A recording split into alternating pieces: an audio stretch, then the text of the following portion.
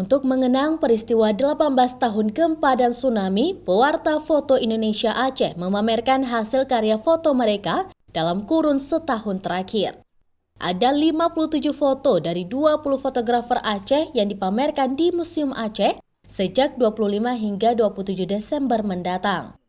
Pameran foto yang rutin digelar setiap tahun ini bertemakan rumeh atau menunjukkan keramah tamahan masyarakat Aceh serta bentuk perubahan tatanan sosial ekonomi masyarakat pasca bencana gempa dan tsunami melanda Aceh. Total ada 57 foto dari 20 fotografer dari PFI Aceh yang dipamerkan di pameran kali ini.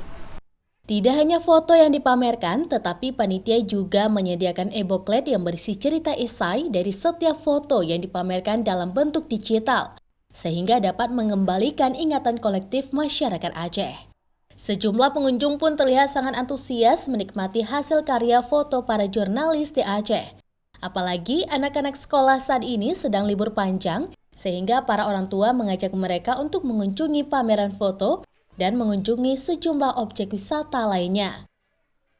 Foto-foto di sini kayak kami tuh bisa tahu perkembangan yang ada di Aceh.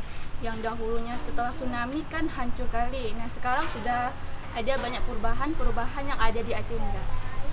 Selain pameran foto, sejumlah jurnalis di kota Banda Aceh juga melakukan doa bersama, mengenang para sahabat jurnalis yang menjadi korban bencana maha dahsyat kala itu.